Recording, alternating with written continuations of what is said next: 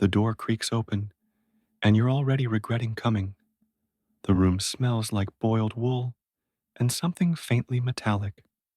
You want to believe it's just the rusted iron hinges, but no, it's the blood. Definitely the blood. There, on the table, sits the blade. It's thin, curved, and far too clean for comfort. Not a sword, not a knife, not even a proper dagger. It's the kind of tool that looks like it belongs in a butcher's shop. If the butcher hated everyone. And the worst part? It's not for cutting meat. It's for letting blood out of people. On purpose. You sit on the wooden stool. It wobbles. Of course it does.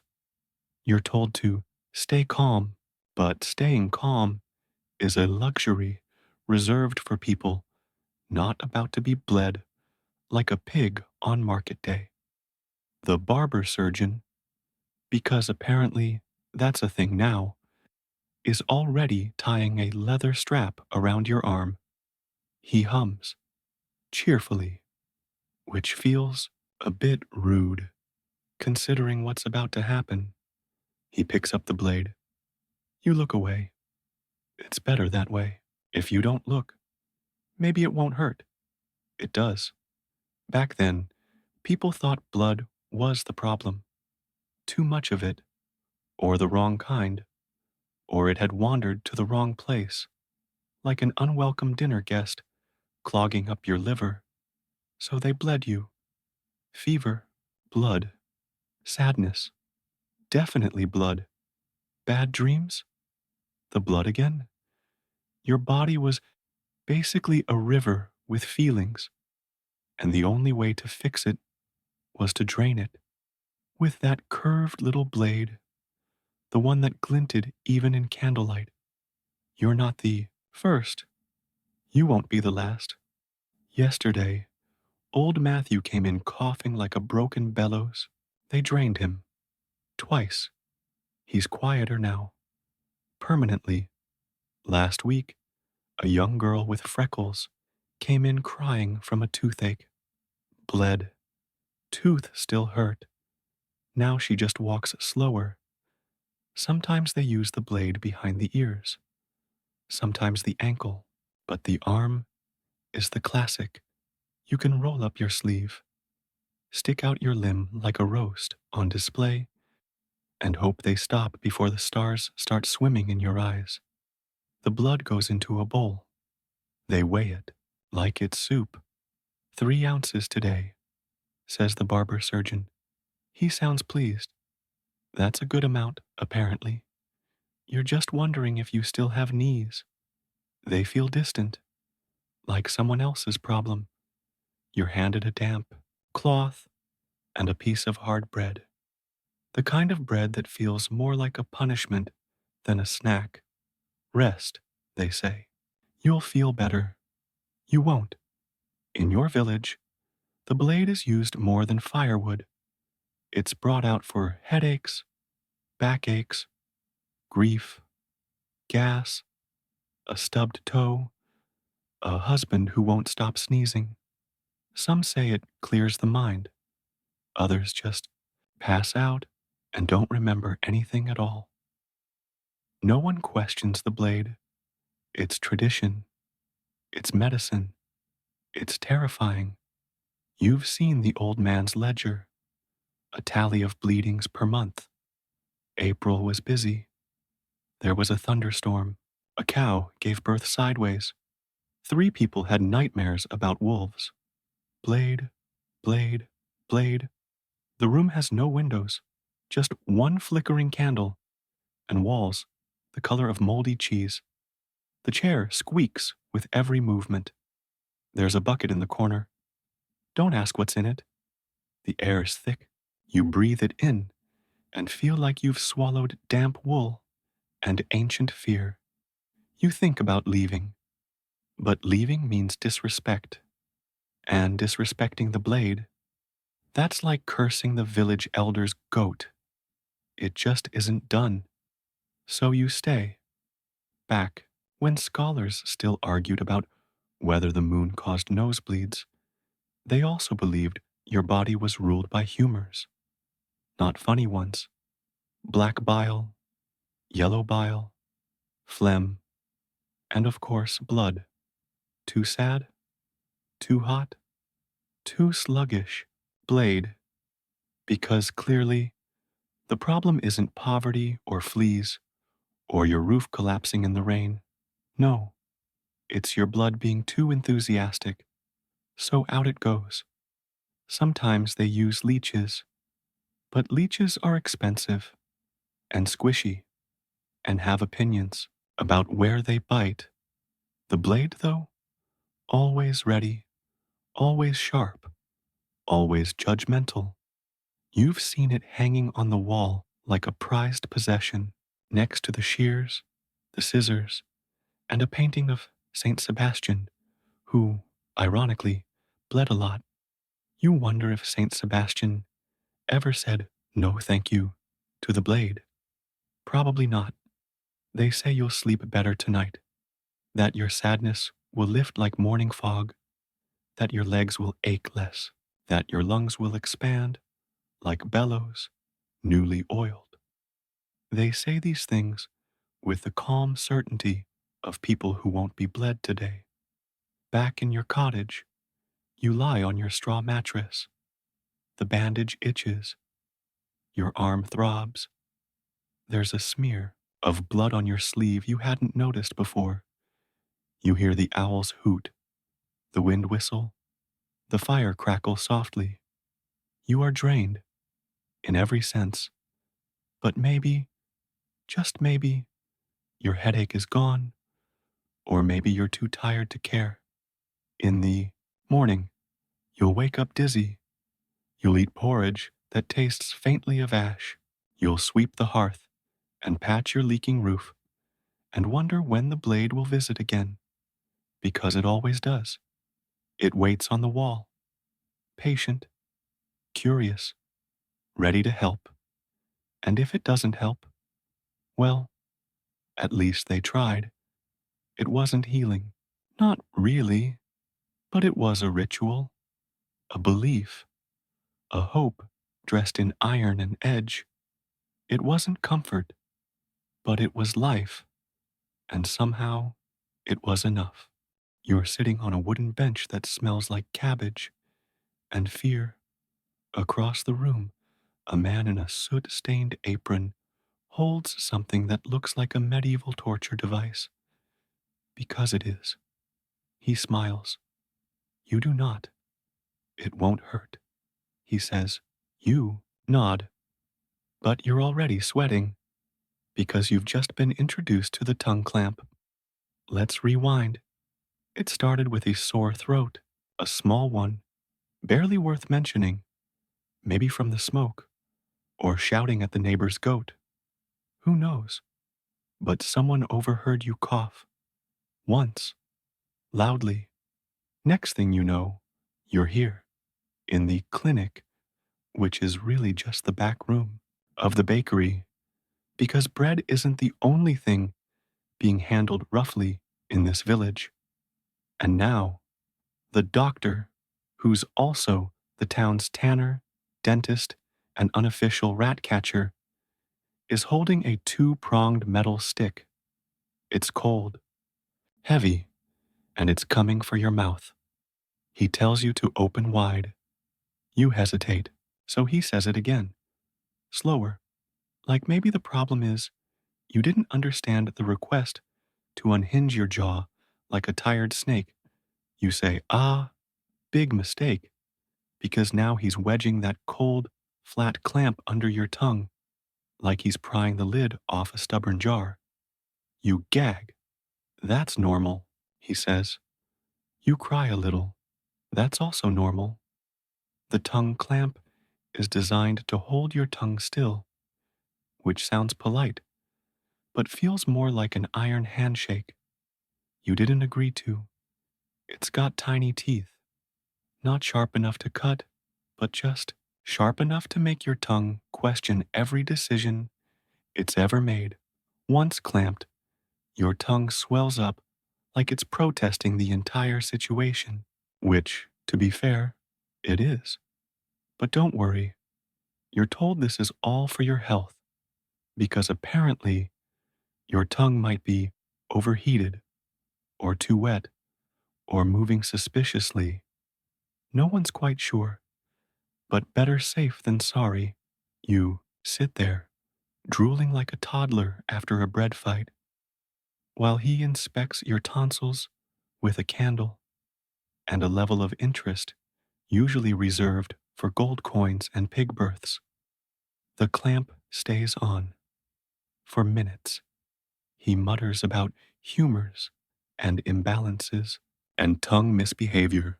You try to respond, but all that comes out is a string of muffled vowels and one defiant spit bubble.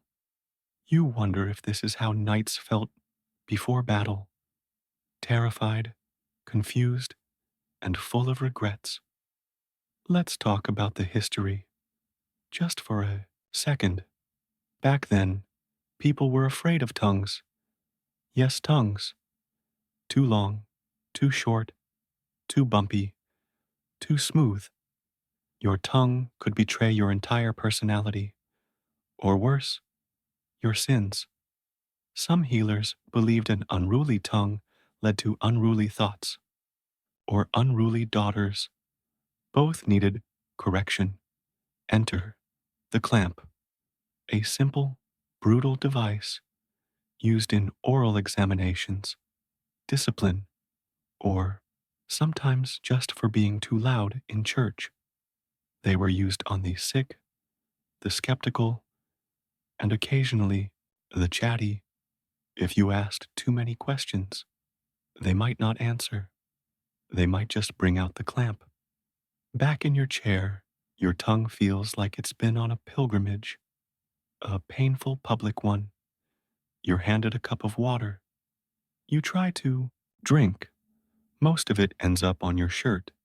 Everyone claps, as if this is normal. They say you'll feel better soon, that your tongue will be realigned, that your thoughts will become quieter. You're not comforted. Later that night, you lie in bed with your mouth hanging open like a barn door. Your jaw aches. Your tongue feels twice its size. It throbs with the memory of metal teeth and forced silence. You try to sleep, but every time you swallow, it's like chewing regret. The next day, you don't talk much, not because you're cured, but because your tongue remembers, and so does your pride. You avoid the baker's back room, and the rat catcher, and the goat who started this whole mess. You speak less, whisper more, nod often, because in this village, silence isn't just golden, it's medically recommended. No one really knows if the tongue clamp worked, but that's not the point. It was dramatic, it was serious, and it made people stop asking questions. And that, in its own strange way, made everything feel safer. Was it comfort? No. Was it medicine? Technically, was it effective? Well, you didn't talk back again, and for them, that was enough. The worst part isn't the drill, it's the fact that you're awake for it, lying flat on a wooden slab that smells like onions and old wine, your arms pinned by two nervous cousins, and your forehead slick with something that was probably meant to be oil. You hear it, the soft whine of iron against stone. That's the sound of the healer sharpening the drill. And yes, they're going to use it. On your head, your skull is pounding. Not metaphorically, literally. You've had the headache for days. It came after the storm, or the argument with your neighbor, or maybe the bad barley stew. Doesn't matter. It's here now, stretching behind your eyes, like a thundercloud. So, of course, the solution? Drill a hole in your skull to let the evil out, because clearly this is the logical next step. The healer, who also dabbles in midwifery, shoe repair, and once reattached a man's finger using wax and prayer, announces it's time. You're told to stay still, which is hard because staying still while someone prepares to carve into your head using a tool that looks suspiciously like it was borrowed from a carpenter, that's asking a lot. The drill itself is hand powered, no gears, no steam, just a long, terrifying bit of metal and a grip wrapped in twine. It spins with a slow, methodical twist, a sort of doom corkscrew. You clench your teeth. Your cousin whispers, "It's better than leeches." It isn't. The healer places one hand on your temple, gentle, like a blessing. Then he starts turning the drill. At first, it feels like pressure, then vibration, then sharp, horrible clarity. You can feel the edge bite into your skull, hear the faint crunch of bone, smell the iron and smoke and something wet. You want to scream, but you're afraid it will jiggle your brain, so you just squeeze your eyes shut and hum the only hymn you can remember, the one about peace. How ironic. This isn't rare, by the way. It has a name, trepanation. And yes, they really did it. For headaches, for fevers, for seizures, for bad spirits, for basically anything above the neck that medicine didn't understand, which, let's be honest, was everything. Ancient people across Africa, Europe, the Americas, they all tried it. Some lived, some didn't, but the holes remained. Proof that someone thought this was a good idea over and over again. You've heard the rumors that the hole lets the bad air out, that demons fly out like bees, that pressure is released, like popping the world's worst blister.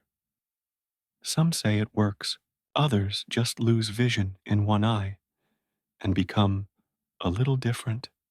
The village priest says it's blasphemy. The healer says it's science. You say nothing because, again, hole in head. Halfway through, your left leg kicks, a reflex or a protest. Someone holds it down. Someone else wipes your forehead. The drill wobbles, then sinks slightly deeper. You wonder if your thoughts are leaking out, or if maybe this is where memories go to retire. When it's done, there's a soft plop, then silence.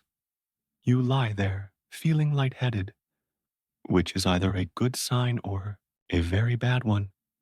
The healer nods, like he's just uncorked a fine wine. Your aunt holds a cloth to your temple. It soaks through immediately, but everyone smiles. You're alive, mostly upright, not twitching, so that's a success. The hole is covered with moss, wax, and a scrap of linen that once belonged to a goose. It smells faintly of vinegar and hope. You're told not to lie on your side, not to get rained on, not to think too hard. You nod, slowly, carefully, because sudden movements now come with consequences. Back home, you rest near the fire. The world feels bigger, louder, brighter. The candlelight hurts. The stew smells stronger. Your cousin jokes that you've become a prophet. You don't laugh. It feels like your head might crack open again if you do. Days pass. You recover. Sort of. People look at you differently now. Some with awe, some with fear. some with a strange sort of envy, like you visited somewhere they haven't. You've been to the edge, and the edge smelled like old onions and drill smoke. The whole stays with you, not just physically. You hear the world differently now. Think slower, sleep deeper. You're not sure if the headache left or if it's just hiding behind the new breeze in your brain. But either way, you survived. And in this village, that's all that counts. Was it comfort? No. Was it safe? Definitely not. But it was treatment. And somehow, it was enough. You're blinking too much. That's the first problem. The second, someone's holding a long, thin metal spoon, and it's headed straight for your eye. Not a regular spoon. No curves for soup. No shine of silver. Just a narrow, terrifying tool with a scooped end, like a baby's shovel from a very dark fairy tale. And yes, they're really about to use it. On you. You woke up with a swollen eye, red, itchy, maybe from the soot, maybe from sharing a pillow with your brother's goat. Doesn't matter now, because in this century, when something swells, you don't ice it, you spoon it. They say it's just a simple procedure, but you've seen that look in the healer's eyes before. That excited, too cheerful look people get when they're about to do something awful and call it medicine. The healer has boiled the spoon, which is meant to be reassuring. It isn't. It still looks like it belongs in a box, labeled things we no longer talk about. You sit on a stool. It wobbles. Of course it does. Behind you, someone holds your shoulders. You tell them you're fine. You're not. The healer leans in, tells you to look up. Just the one eye. That's when it starts. The pressure, the scraping, the absolute betrayal of every survival instinct you've ever had. The spoon slides under your eyelid like it's trying to find buried treasure, except the only thing it finds is pain. You twitch. They say, hold still. You cry. They say, that's good. Helps flush the infection. You'd punch someone, but your hands are numb. From fear, or from someone sitting on them. Either way, the spoon keeps moving. See, they thought infections in the eye were a wet problem. Too much fluid, too much swelling, too many humors gathering behind the eye like gossiping aunties. So they drained it with a spoon, because apparently that's what eyes needed. A bit of gentle scooping. You feel the cool touch of iron scraping something soft, something delicate. You wonder if this is how potatoes feel during peeling. You try to remember your prayers, but all you can think about is that you used to like soup. Eventually, they pull the spoon out. It glistens. You don't want to know with what. They wipe your eye with a cloth soaked in something that smells like boiled socks. They say it's herbal. You don't argue. You're too busy wondering if your vision will ever feel normal again. Sometimes they'd use the spoon to drain pus, sometimes to press out eye stones, which may or may not have existed. Sometimes just to say they did something. Because when people are scared and medicine doesn't have answers, a spoon feels like action, and action feels like hope, even if it's terrible. Back home, you lie near the hearth, one eye patched with a rag that smells like old butter. You listen to the fire crackle. You can't see it, but you know it's there. The world feels oddly soft around the edges. You blink slowly. One eye protests. The other rests. Someone offers you soup. You say no. politely. In the morning, the healer visits, checks your eye with a candle, says it looks better. You think that's generous, but not anyway. You don't want another round with the spoon. No one does. In the days that follow, you learn to squint with purpose. You walk slower, let others fetch water, milk the cow, chase the chickens. You've earned your rest. You've faced the spoon. You are, as they say, healing. Was it gentle? No. Was it safe? Probably not.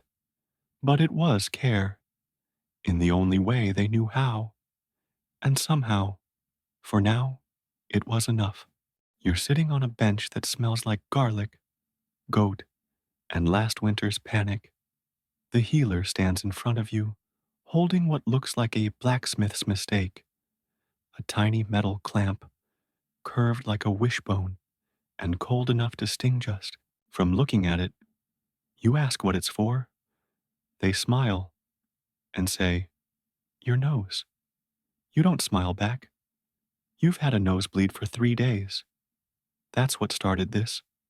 3 long days of dripping red into cloths, stew, and once someone's shoe. At first, they tried the usual: tilt your head back, mutter a prayer, shove a goose feather up there. Didn't work. Then someone suggested salt water. Someone else said cold cabbage leaves. Someone else swore by bee stings. You tried all of them. You're still bleeding. So now, it's clamp time. They call it a nasal clamp, which sounds gentle, like something that might whisper to your sinuses and politely ask them to behave. It isn't. It's a metal instrument with one job: to squeeze your nostrils shut, like a door that's decided it's done being opened. They tell you to sit still. You do, because moving means they might miss, and no one wants a nose and an eye problem. The clamp goes in dry, cold, uninvited. It presses the cartilage with the confidence of someone who's done this 100 times and still doesn't know if it works. Your nose screams silently. Your eyes water in protest. They say, that means it's working. You wonder if it also means you're dying. The pressure is constant. Not sharp, not stabbing, just firm, like being pinched by a very stubborn ant who thinks it'll fix you. You can't breathe, at least not through your nose. You're now a mouth breather, which comes with its own set of problems, like looking confused all the time. Someone hands you a rag. You drool into it, politely. Back then, they believed nosebleeds were a sign of imbalance, too much heat, or too much excitement. Or maybe you insulted a saint, and this was divine punishment. Either way, the blood had to stop, and if goose feathers didn't do the trick, the clamp would, or at least make you too uncomfortable to complain anymore. You're told to leave the clamp on for 10 minutes, which, in medieval time, is roughly 12 years. During those 10 minutes, you reflect on your life, on all the things you've smelled, on the nose you used to know. You wonder if it will ever forgive you. The healer hums while adjusting the clamp, tightens it just a little. You whimper. Almost done, they say. You don't believe them. Eventually, the clamp is removed. Slowly, like it might bite if startled. Your nose twitches, bleeds a little, then stops. Everyone claps. You consider fainting. Decide against it. They stuff some herbs up your nostrils, just in case. It burns. But you don't argue, because arguing requires breath. You leave with your dignity slightly bent and your sinuses thoroughly insulted. That night, You sleep sitting up with a bucket nearby, just in case the bleeding returns. You dream of fresh air and clamps that only hold paper, and a world where nosebleeds don't require metal intervention. In the morning, your nose is sore, but quiet. You count that as a win. Someone sneezes near you. You flinch. You are not ready to go back. Was it gentle? No. Was it healing? Maybe. But it was effort. It was ritual.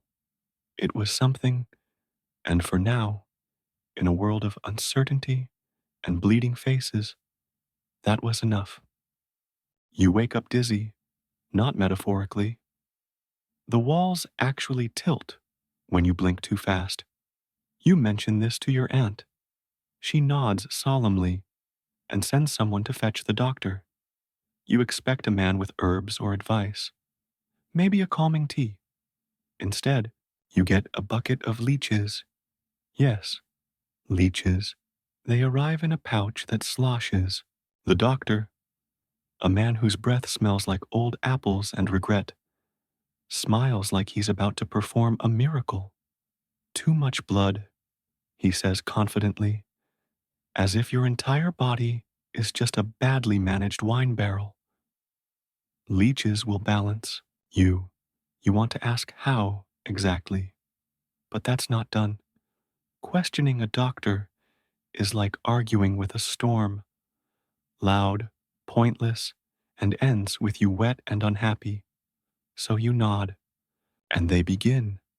The leeches are lively, slippery, overexcited, like they've been waiting all week for this.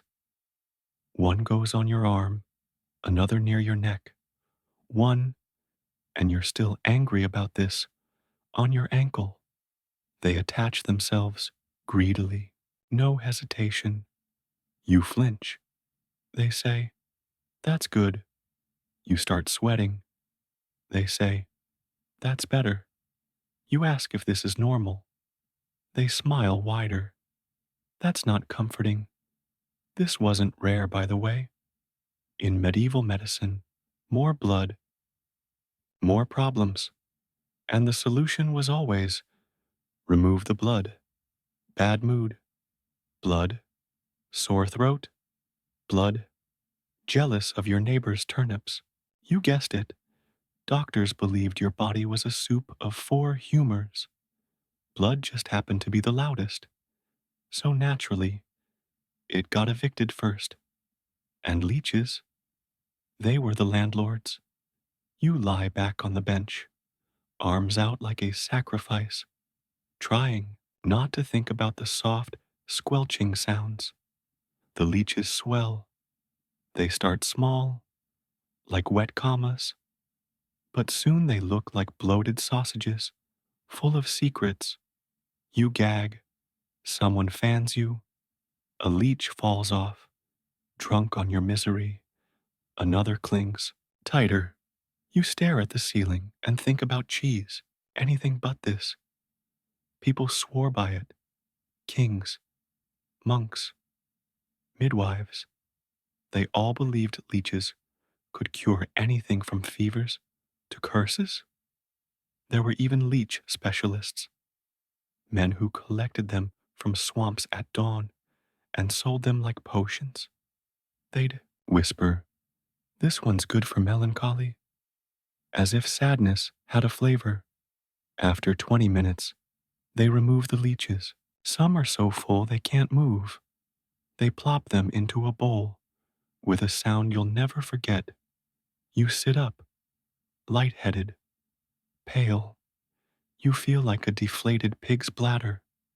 Much better, the doctor says. You nod, mostly to stop the room from spinning. They apply ash to the bite marks to keep the demons out, someone mutters. You're too tired to argue. You just want a nap and maybe a time machine. Later at home, you lie near the hearth with a warm rock against your chest. You're cold, hungry, and slightly hollow, but your aunt says you look less possessed. So, progress? By the next morning, the dizziness is still there, but no one blames the leeches. They blame the moon, or bad bread, or your lack of piety. So they call the doctor again, and you know what's coming. The bucket, the sloshing, the smile. Was it logic? No. Was it science? Not quite. But it was care. It was belief. It was a bucket full of hope, with teeth, and for a very long time, it was enough. You're bent over a barrel in someone's root cellar, and you're starting to rethink every choice you've made in life.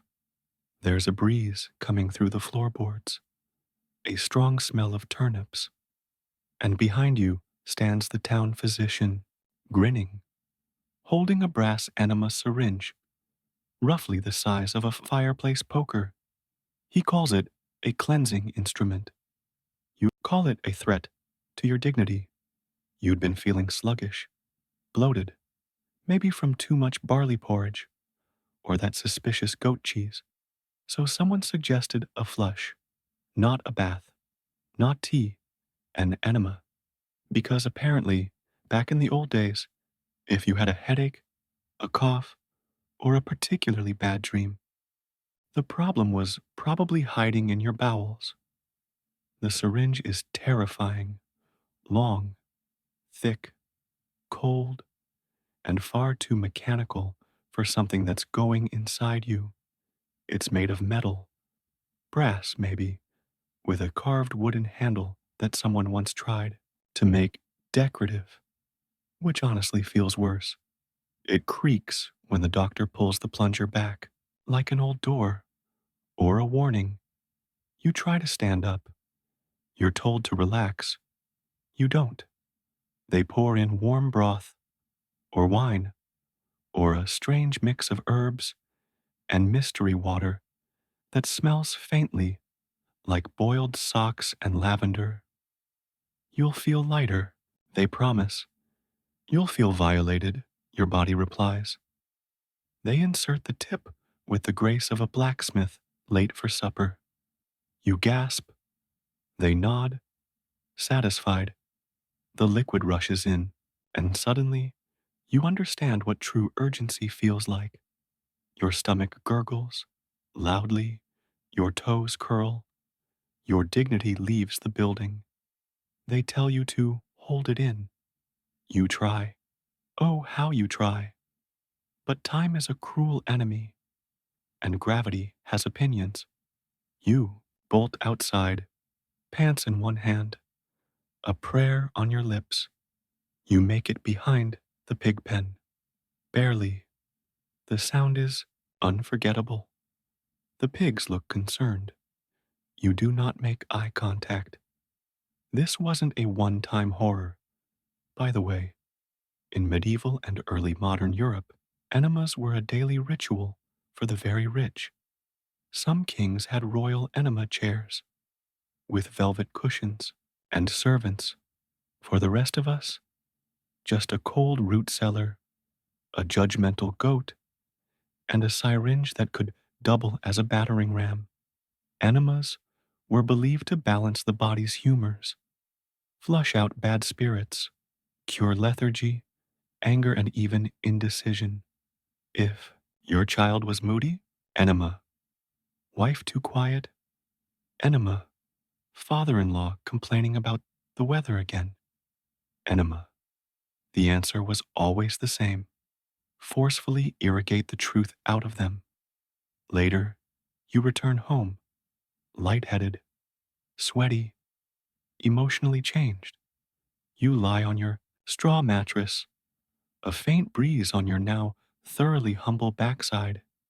You sip weak tea and wonder if you'll ever sit the same way again.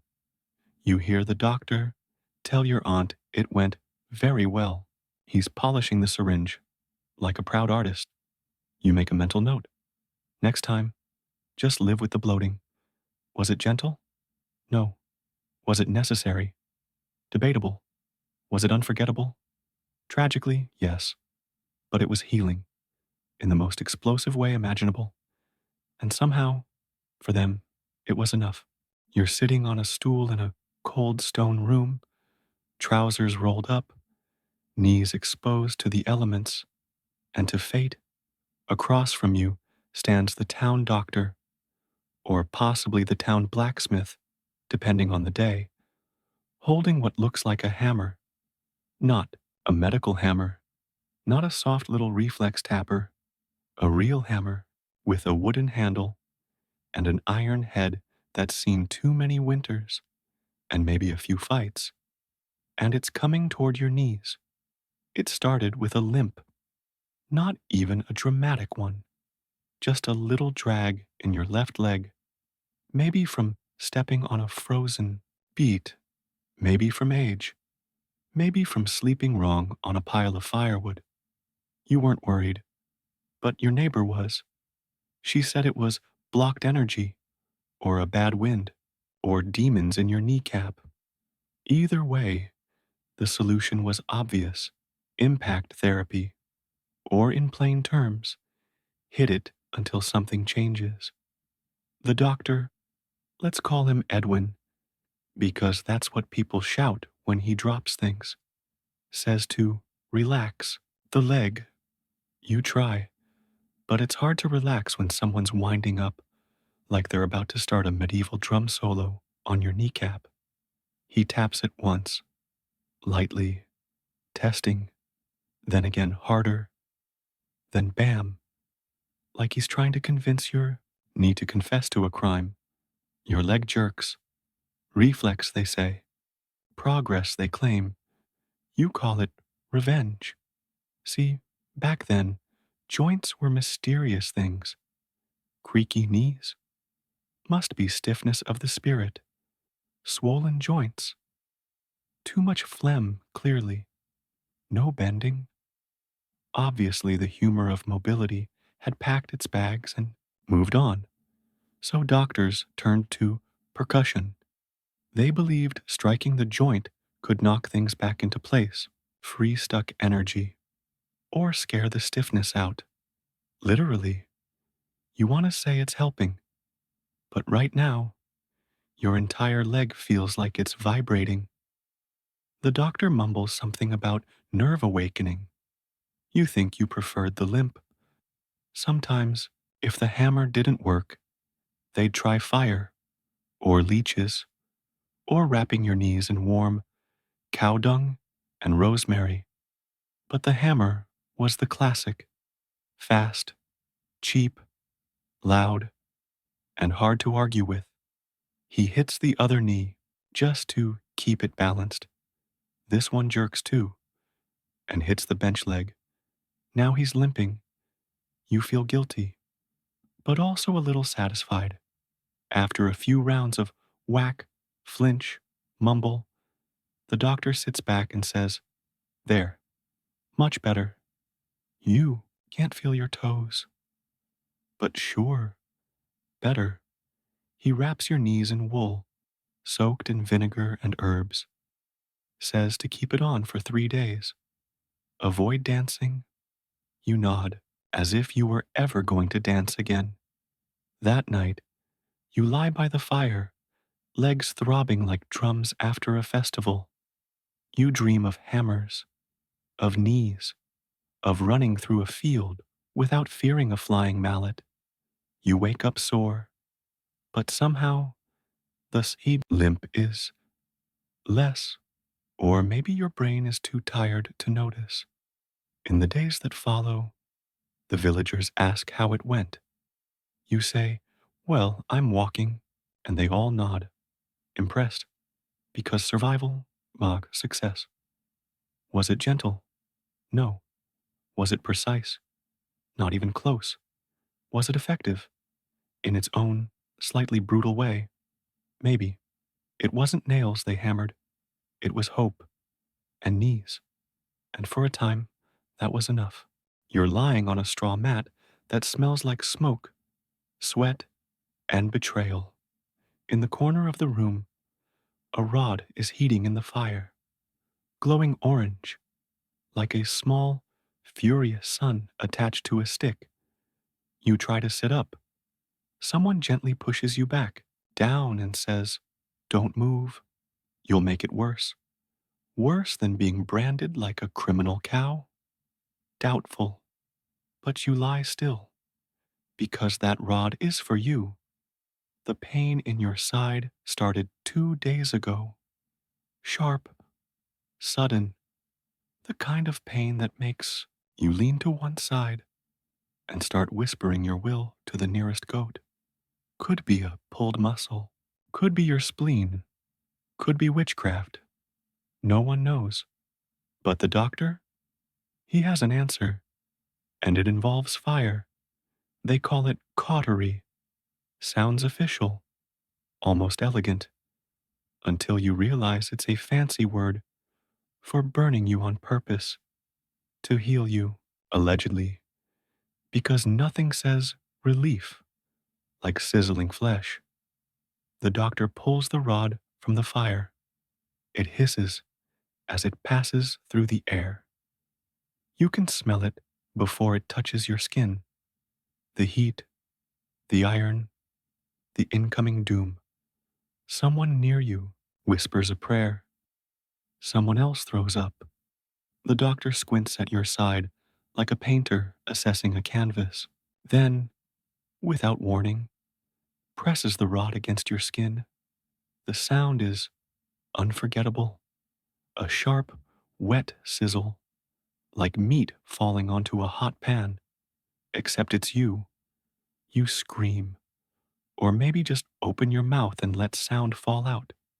Your muscles seize. Your eyes flood.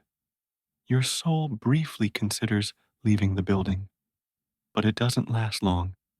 Just a few seconds. Maybe less.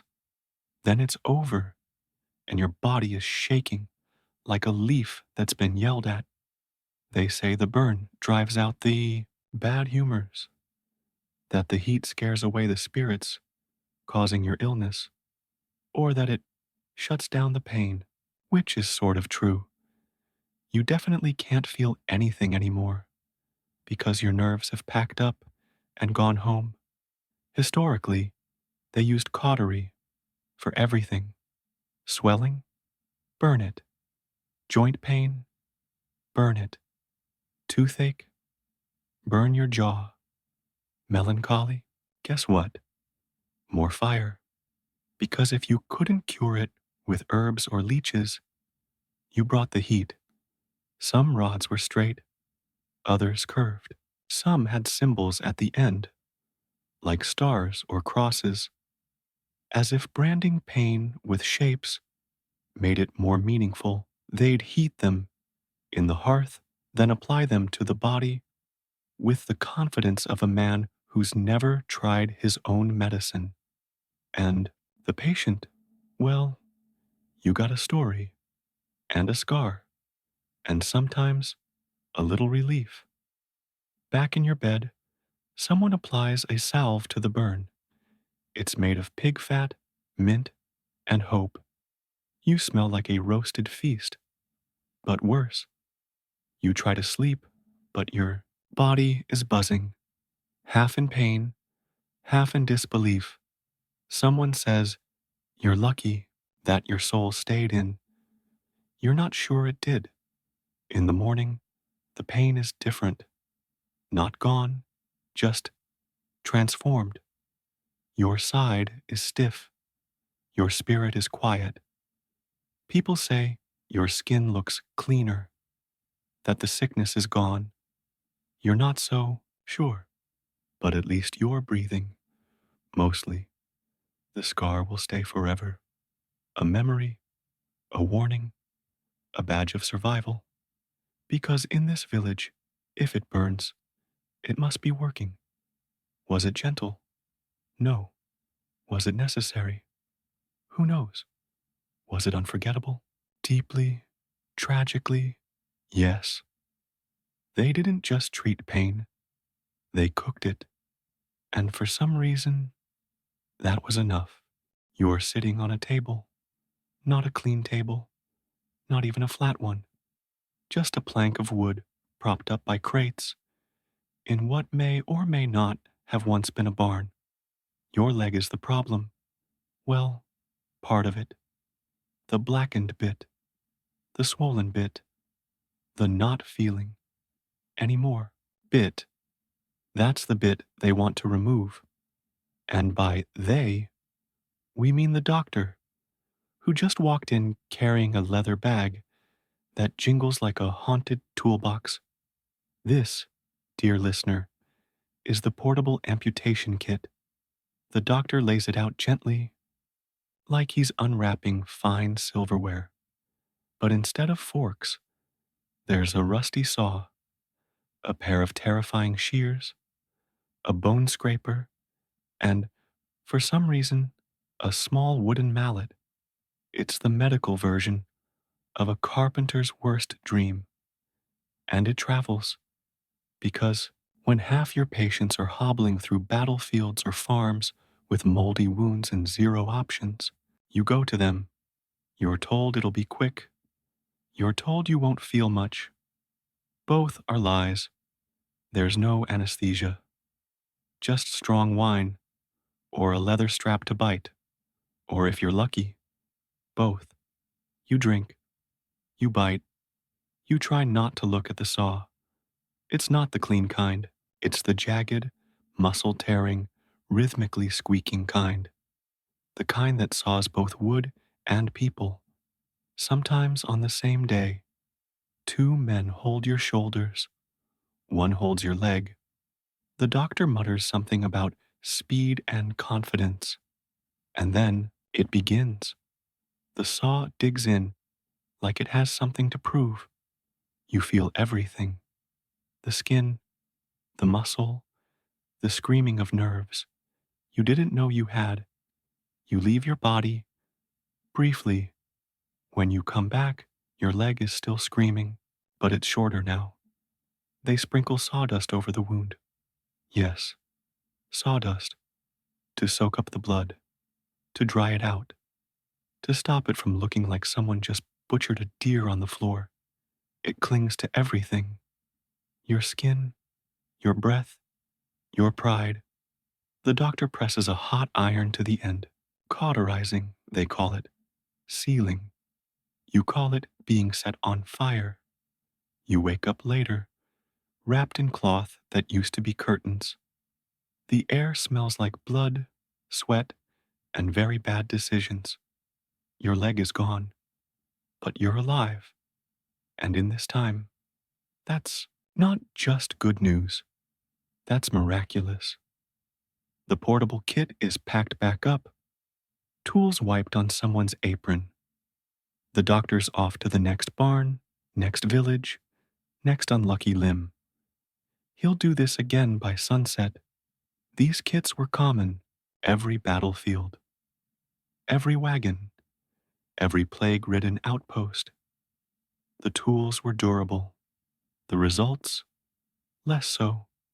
But when infection spread like gossip and bones shattered like promises, amputation was the last line of hope. You lie back, staring at the rafters, feeling the phantom itch of a leg that isn't there. You wonder if you'll walk again, or if you'll just get really good at balancing on one strong opinion and a stick. Was it clean? No. Was it merciful? Barely. Was it portable? Oh, yes. It wasn't comfort. It was survival in a bag of blades. And for many, that was enough. You're lying on a wooden table that creaks with every breath you take. Your feet are dangling, cold. The blanket, if you can call it that, doesn't cover much. And across from you stands a man holding a gleaming metal contraption that looks like it escaped from a dungeon. He calls it a speculum. You call it a giant, medieval regret with hinges. He says, "This won't hurt. If you relax, that's a red flag."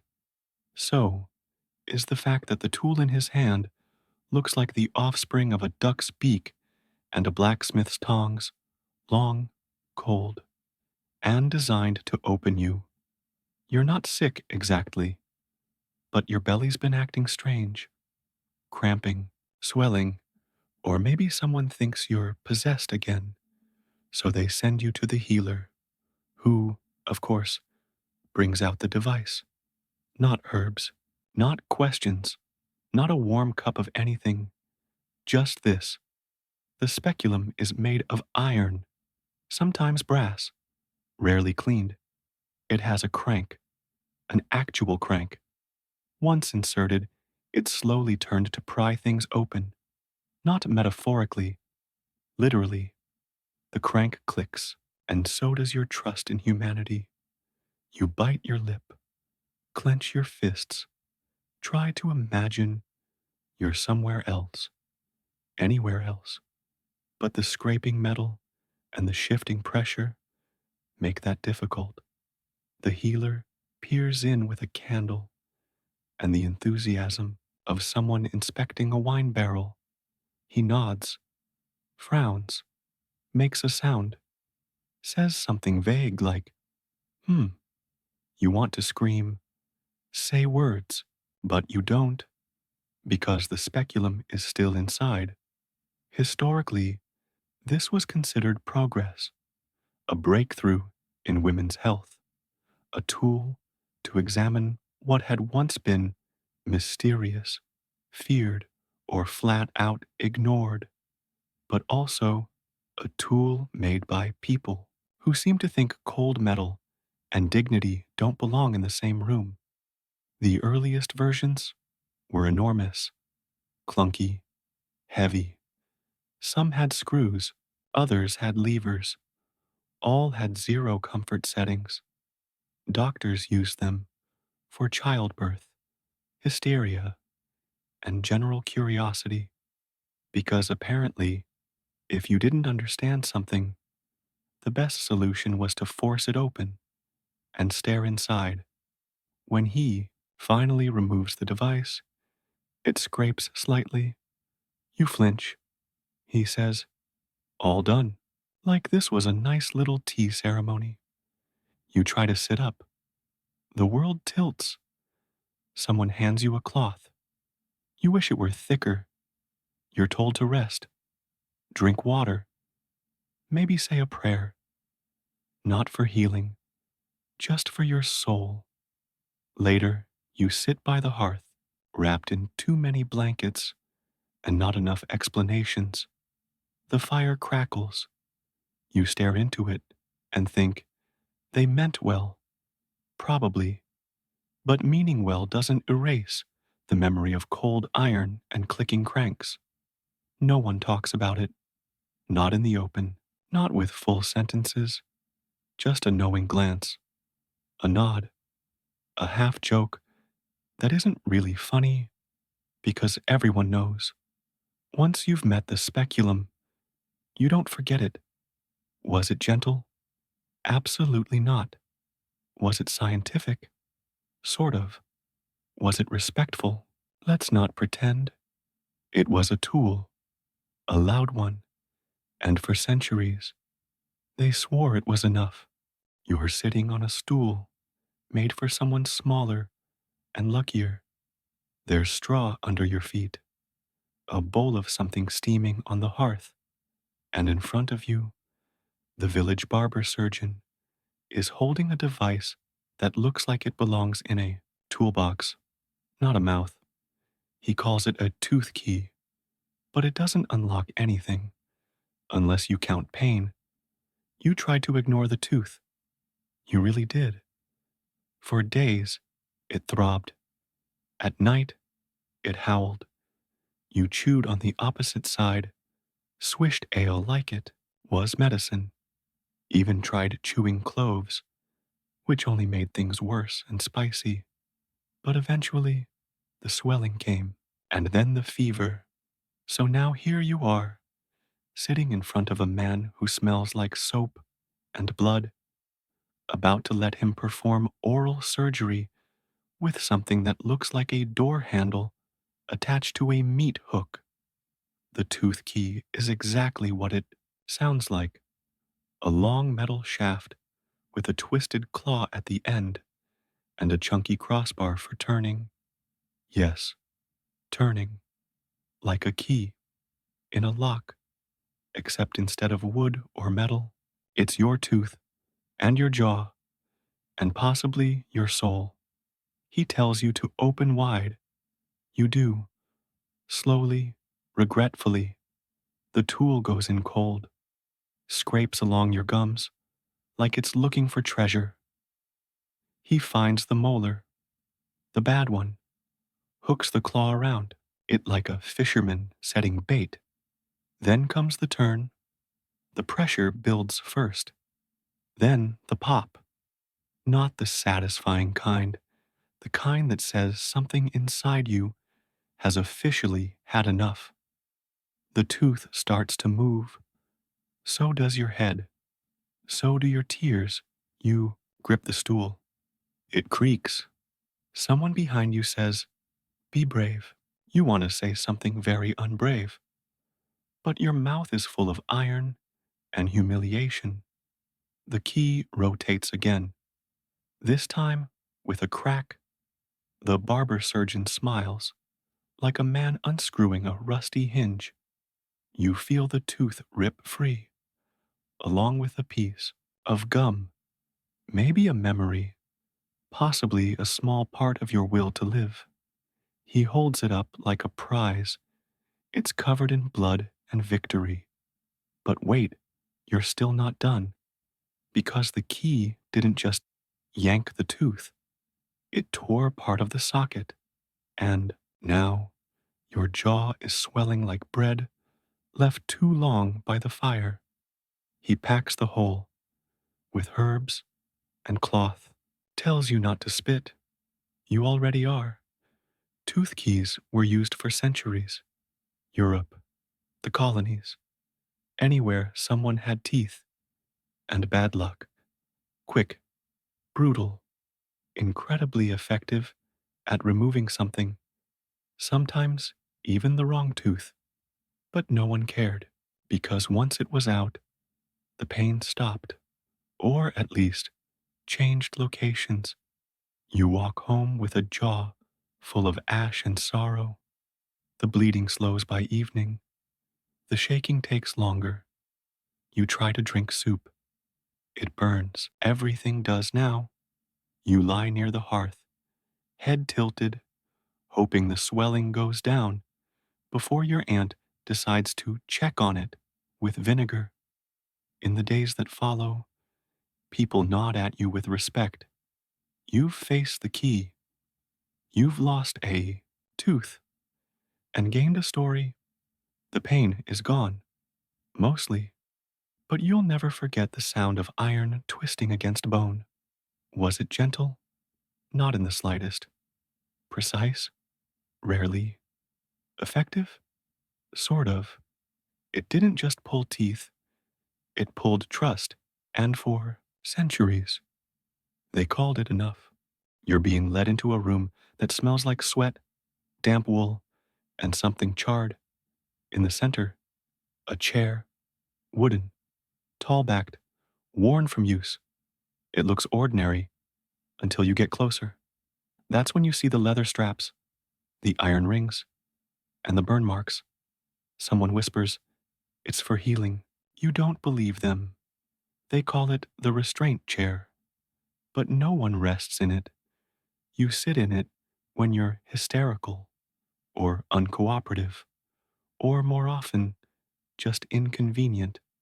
It starts with one strap, across your chest, then your arms, then your legs, each one fastened with the same softness as a gate being locked for winter. They say it's for your safety, that you'll calm down, that this is the cure. But you've heard the stories, the ones where people went in angry and came out quiet, too quiet. Sometimes they pour cold water on you. Sometimes they apply heat. Sometimes they just leave you there. strapped in, heart pounding, staring at a wall until even your thoughts start to sound like apologies. The chair is old, the wood creaks like it's tired of holding so much fear. Carved initials line the armrests, silent evidence of past occupants. Some scratched in desperation, some, maybe, just trying to remind the world, I was here. You try to shift, the straps hold. You try to speak, they say, not yet. You try to breathe slower. It's hard. The air feels like it's been filtered through regret. They say the chair cures disobedience, that it corrects imbalance, that it's therapy, but really, it's just a place to make people smaller and quieter. In medieval and early modern times, chairs like this weren't just medical, they were moral, used on women labeled hysterical, men who questioned things, children who dreamed too loudly, anyone who didn't fit into the neat little lines society had drawn. You don't know how long you've been in the chair. Minutes? Hours? A lifetime? Time bends when you can't move, and your own breathing is the loudest sound you can hear. When they finally unstrap you, your legs tremble, your arms tingle, your spine feels like it's still being held. You stand. Slowly, the healer nods. Much better, he says. You don't reply, because what do you say to someone who straps people to chairs and calls it progress? That night, you lie in bed with your arms curled tight to your chest. You dream of wooden arms gripping you back, of leather straps that tighten on their own. You wake up sweating, but quiet, always quiet. People ask how it went. You say, I feel calmer. They nod, proud, because the chair did its job. It didn't heal, but it changed you, and in their eyes, that was enough. You're sitting on a stool that wobbles, like it's nervous for you. Your sleeve is rolled up, your arm is bare. Your trust in the situation is already halfway out the door, and in front of you is a bowl, not a bowl for soup, not for stew. It's deep, wide, slightly chipped, and entirely meant to catch your blood. This is the bloodletting bowl. And yes, they're really about to use it. You weren't even that sick, just tired, maybe a bit pale. But in this village, that means your blood is probably misbehaving. Too much of it, too fast, too ambitious. So naturally, the solution is to let some of it out, like steam from a kettle, or guilt from a priest. The barber surgeon, who also sharpens knives and sometimes sings to pigs, ties a strip of cloth around your upper arm.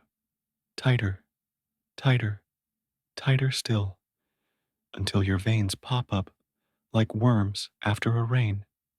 Then he picks up the blade, small, curved, sharp enough to make you question everything. You try to look away, but the bowl's right there, waiting, like it's done this before. He slices, quick, practiced, not too deep, just enough. The blood comes fast, at first, rich, red, warm.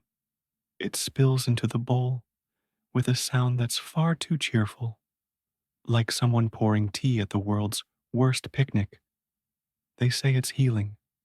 That too much blood makes you angry, or sad, or bloated, or unlucky. That bloodletting releases the bad humors, resets the body, calms the soul. You're pretty sure it's just making you dizzy. The bowl fills slowly. You stare at it.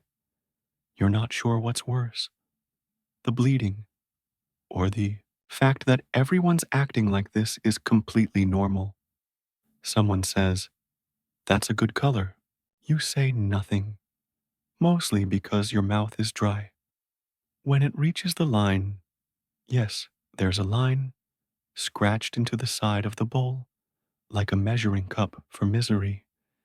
He removes the blade, presses a cloth to the wound.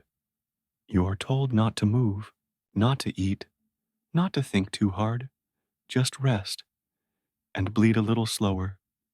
These bowls were everywhere, hung from belts, tucked in bags, lined up on shelves, next to jars of herbs and things that smelled suspiciously like moldy apples. Some were engraved with initials. Some had grooves for the arm. All of them had seen more blood than a battlefield. People were bled monthly, seasonally, moodily, children, elders, soldiers, seamstresses. Got a cold? Bleed. A fever? Bleed more. Thinking too much? That's a 4-ounce bowl right there. Because if your emotions were messy, your blood probably was too. Later, you lie down near the hearth, pale, lighter, floaty. You wonder if it worked, if your soul feels more balanced, if your liver's grateful, if the headache's gone, or if it just got quieter out of fear. The bowl is washed with cold water and faith, hung back on its hook, waiting, because someone else will need it tomorrow. Was it precise? Not really. Was it healing? Not always. Was it popular?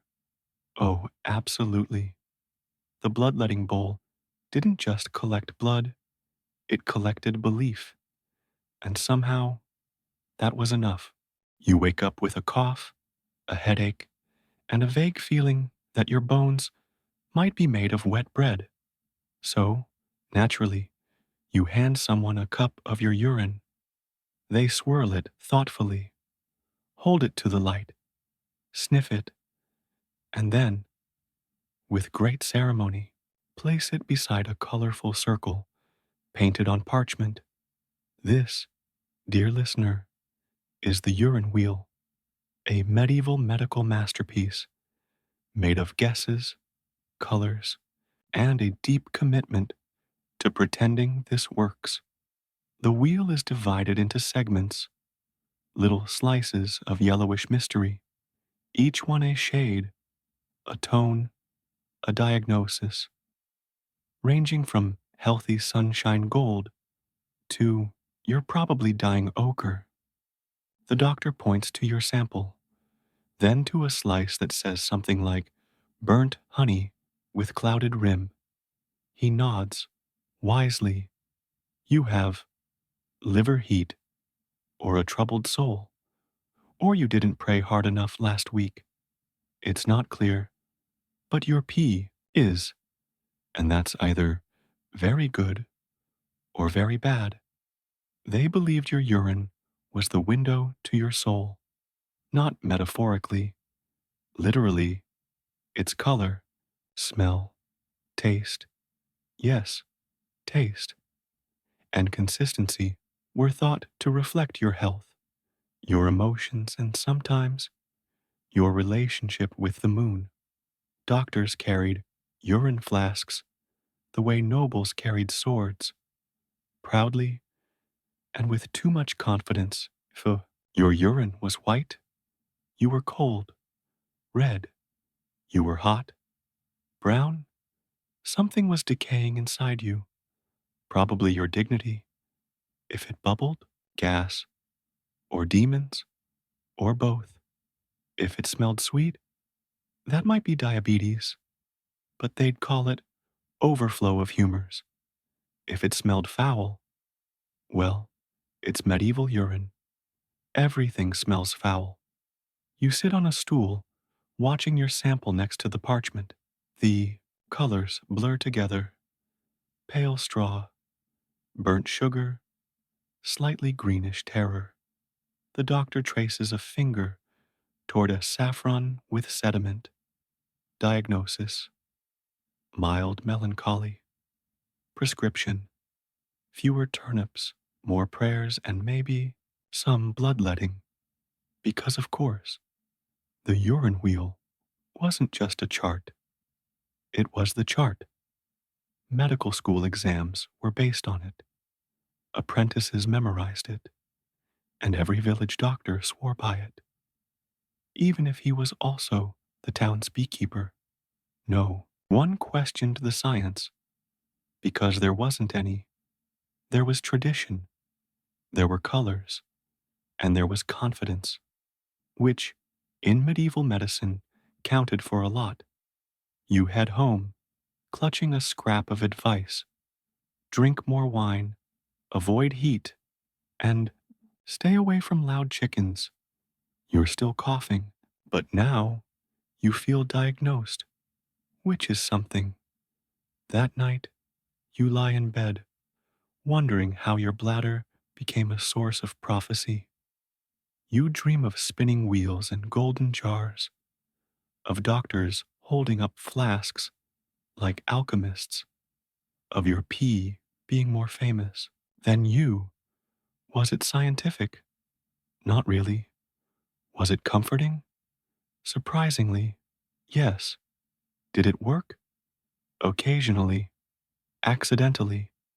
The urine wheel turned, and so did time. And for a while, that was enough. You're shirtless, freezing, and lying face down on a table that smells like smoke, sweat, and last year's panic attack. In the corner, a fire crackles. Not for warmth. Don't be silly. It's there to heat the cups. Yes, glass cups.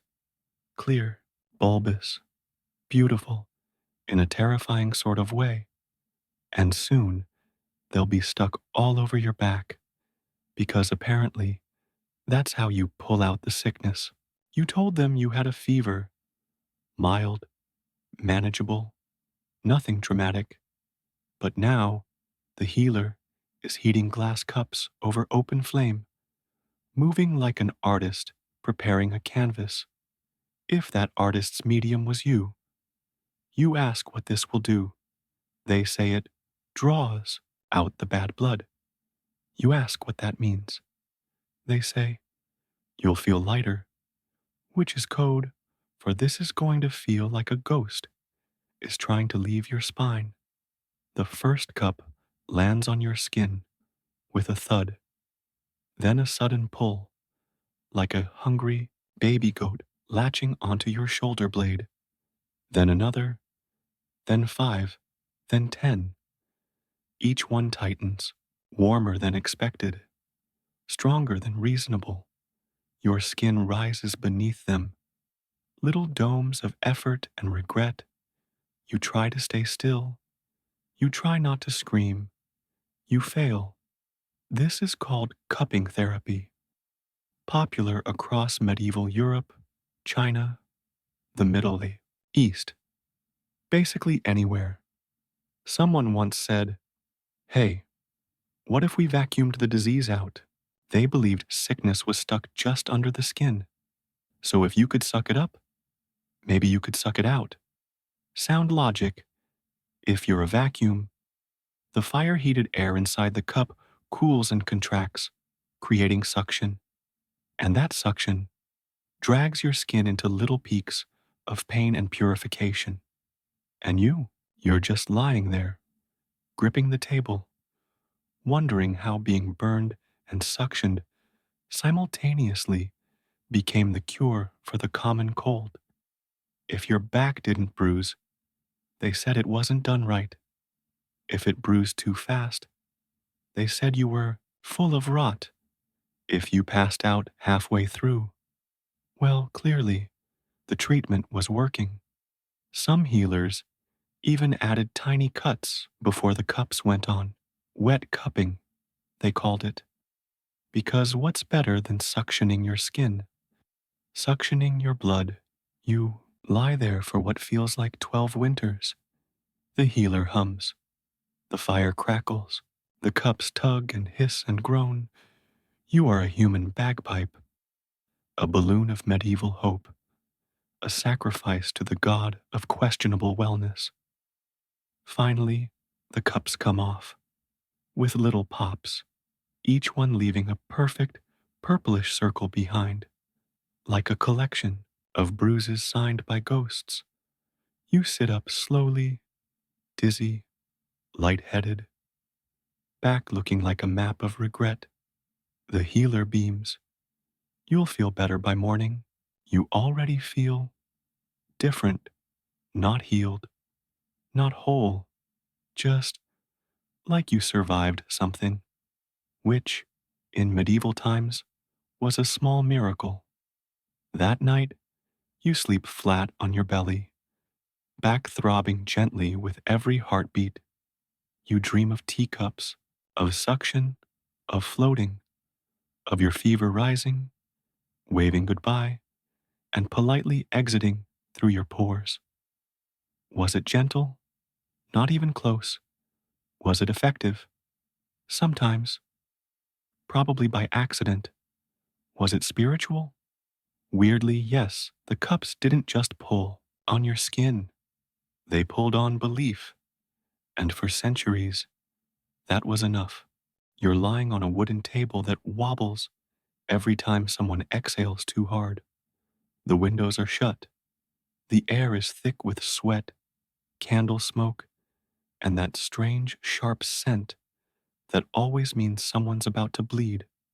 And the doctor, he's sharpening a scalpel, not unwrapping it, not sterilizing it, just giving it a quick swipe on a leather strap like he's preparing to carve a roast. This blade, it's been inside at least 4 other people today. You were told it was a small procedure, just a lump, or a boil, or a troubling little swelling that your neighbor said looked like the devil's toe. So here you are, shirt lifted, chest exposed, and a scalpel in someone's ungloved, unwashed hand, ready to do its terrible, precise work. The first cut is fast, too fast. You flinch. The doctor says, "That's normal." You glance at the blade, still slick from the last patient, maybe 2 patients ago. It's not just blood on it, it's history. See, sterilization hadn't been invented yet. Not the practice, not even the idea. They believed in clean enough, which meant wiping tools on an apron, or rinsing them in tepid water, or, if they were feeling extra careful, holding it briefly over a flame and hoping for the best. The scalpel slices, deeper, not much talking now, just the sound of wetness and intention. You start sweating. The doctor frowns. Very inflamed, he mutters, which you could have told him an hour ago. Without the blade, infections were common. So common, in fact, they had names for them. Surgical rot, the swellings, the creeping black. Post-surgery, you were often prescribed wine, bed rest, and maybe a prayer circle. But not soap, definitely not soap. You feel the pain before the fever.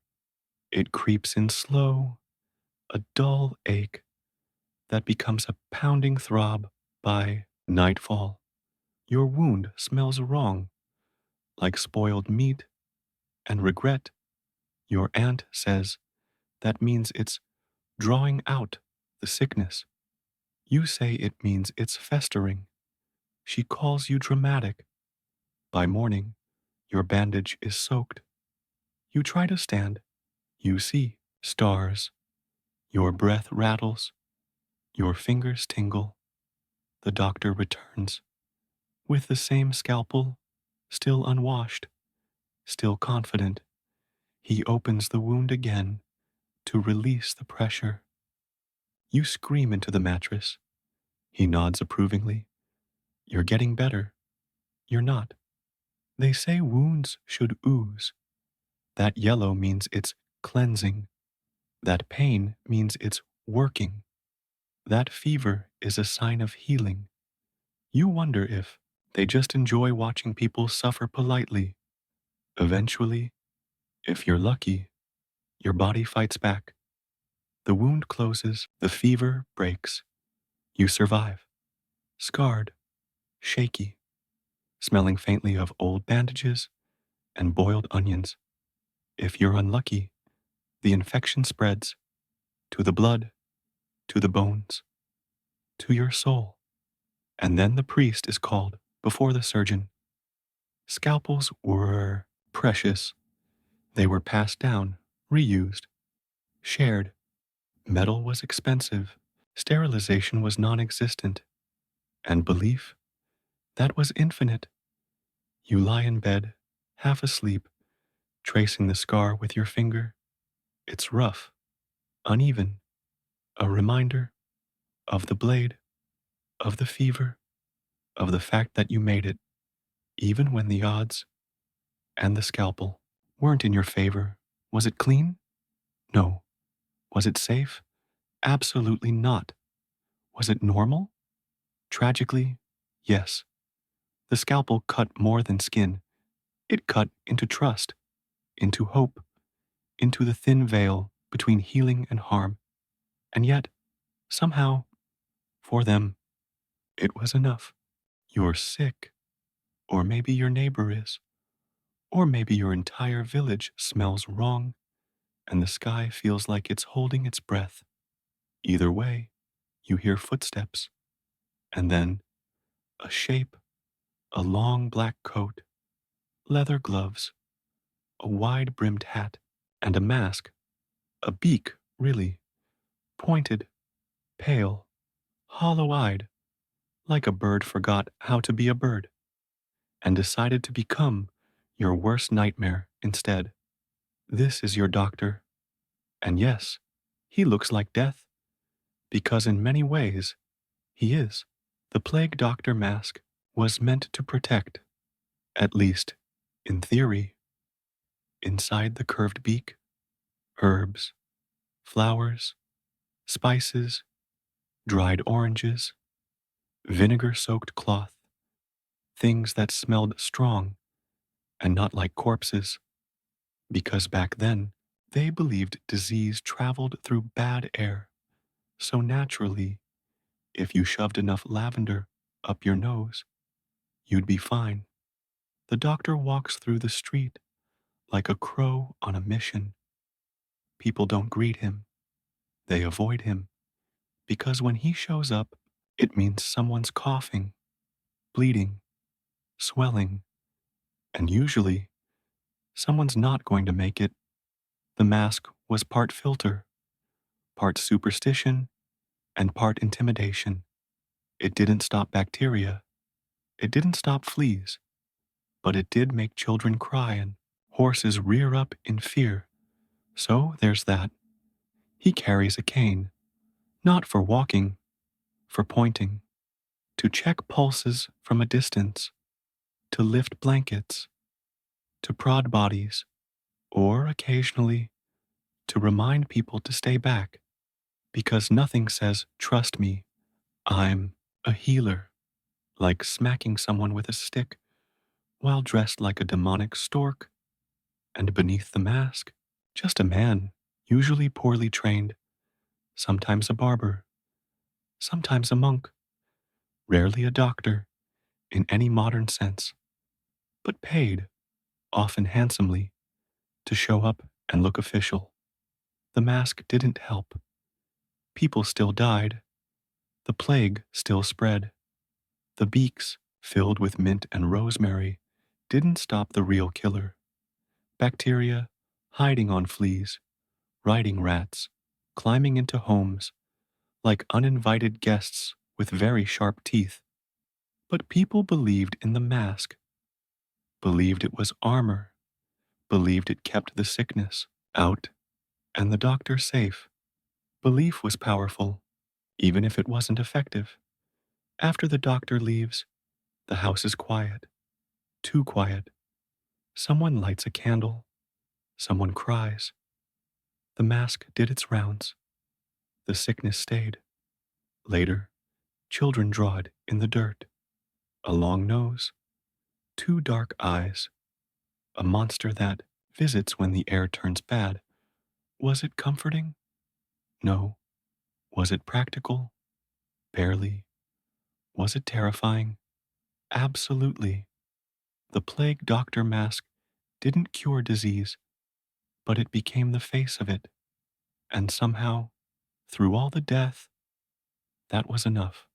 You're lying on your side, clutching a rag that used to be someone's apron. There's a gash in your thigh from a scythe, a fall, or maybe just bad luck. The blood is slowing, but not stopping. And the healer says, very confidently, we'll stitch it up. You exhale in relief until you see what he's holding. A needle made from bone, thread made from boar hair, and a jar of something sticky, golden, and slightly bee-flavored. Welcome to surgery. The boar hair is wiry, coarse, curled. It looks like it should be scrubbed across a floor, not pulled through your skin, but it's been boiled, dried, blessed, and now it's sterile enough, because in this world, clean means washed in rainwater and left in the sun for a bit. You grip the rag tighter. The healer lines up the edges of your wound. You try not to look. You fail. It's red. It's open. It's too open. You taste metal in your mouth. Might be the fear. Might be your own tongue. The first stitch goes in fast. Too fast. The needle scrapes. The boar hair drags. It feels like someone's sewing you with bristles and confidence. You yell. They say, almost done. They're lying. Boar hair wasn't the only thing used, of course. Medieval stitches came in many flavors. Horsehair, flax, linen soaked in vinegar, and if you were very lucky, silk stolen from a bishop's pillow. But boar hair, that was for the strong or the unlucky, or both. They dab the wound with honey, real, thick, golden honey, not for sweetness, for protection. Honey was considered antibacterial.